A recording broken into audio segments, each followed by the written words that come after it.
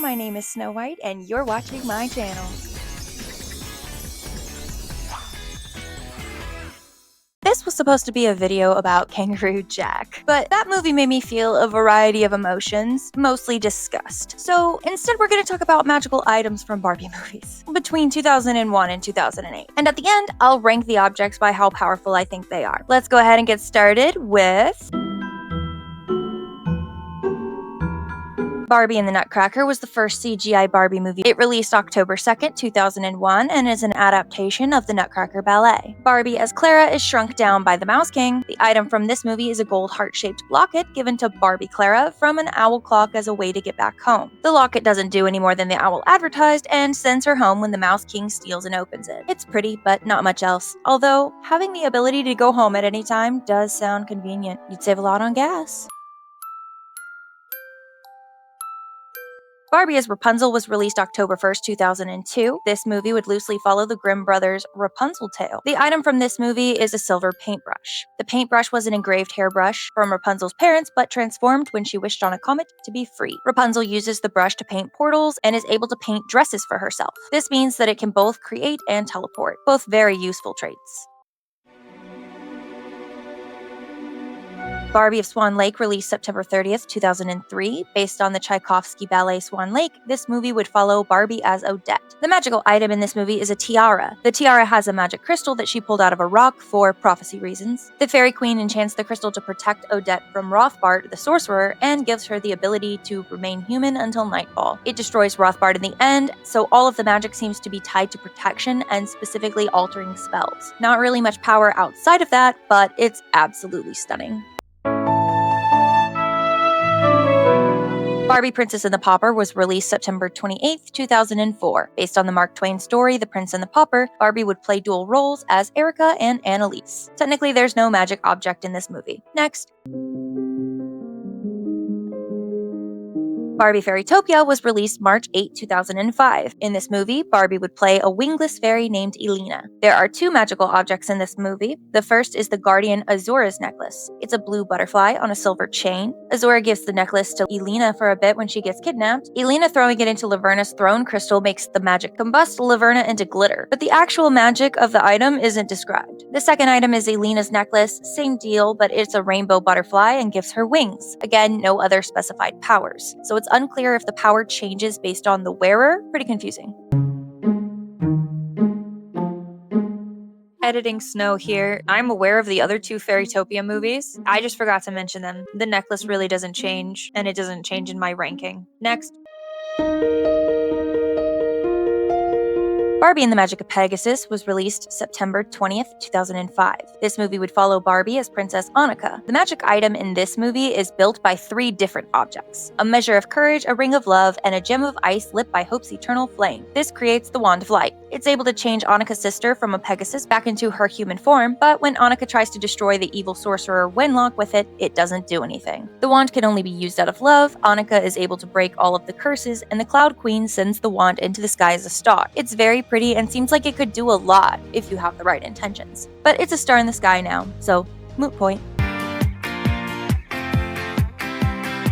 Barbie Diaries was released May 9th, 2006. In this movie, Barbie plays herself as a sophomore in high school. The magical item we see here is a purple charm bracelet. It's given to her along with a diary by a retail worker. She believes it to be good luck. However, she uses a guitar string with the same effect when Raquel steals her bracelet. So it may not actually be magic, but it's cute and iconic.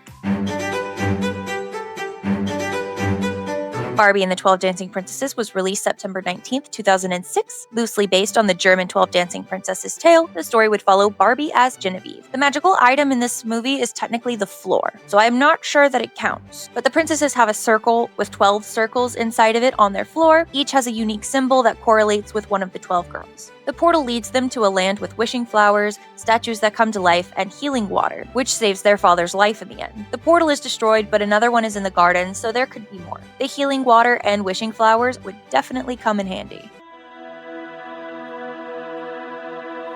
Barbie as the Island Princess was released September 18th, 2007. This movie follows Barbie as Ro, a girl who grew up on an island but is a missing princess. No magical item here, just some evil powder and rats. Next. Barbie in the Diamond Castle was released September 9th, 2008. It would follow Barbie as Liana, a florist living in a cottage in the woods with her best friend, Alexa. The magical item is 2 heart-shaped stones that they find and turn into necklaces. They don't do anything overtly magical, however, Alexa doesn't get hypnotized until after she takes it off, so I'm assuming that it has some shielding ability. It's the Bella Swan necklace. And that's the end of the list. So how do they rank? We ended up with 8 items. Multiple magic items from the same movie will be grouped together if they're similar and counted separately if they're just too different. I'm gonna start at the bottom with the charm bracelet from Barbie Diaries. I don't think it does anything. I think it's a Dumbo's feather sort of situation. It's pretty but not magical enough to be at number 1. Number 7, the butterfly necklaces from Fairytopia. I am grouping them together since they seem to have the same kind of deal going on. They seem to have magic unique to the wearer, so I think that could be interesting. There's just not enough detail in this movie to put it any higher, but I love the way they look. Number 6, the Heartstone necklaces from Diamond Castle. The stones are cute and protect them from harm to some degree, so they could be useful. There's just not enough information to see how useful.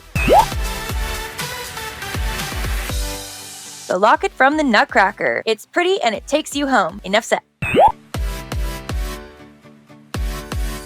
Number 4, the tiara from Swan Lake. This is my favorite design-wise, but only seems to protect her from one villain, so I don't think it's that powerful compared to some of the other items. Number 3, the Wand of Light from the Magic of Pegasus. Similar situation with the tiara, so these two are technically interchangeable for me. The wand does a lot of undoing, but not much else that we see. Also, you have to have the right reasons, so who's to say what it would actually do in the moment. But I really like the design, and it is still a powerful tool. Unless it's still a star, then you're... Number 2, the paintbrush from Rapunzel. It's a portal, and it can create anything that you want. Enough said.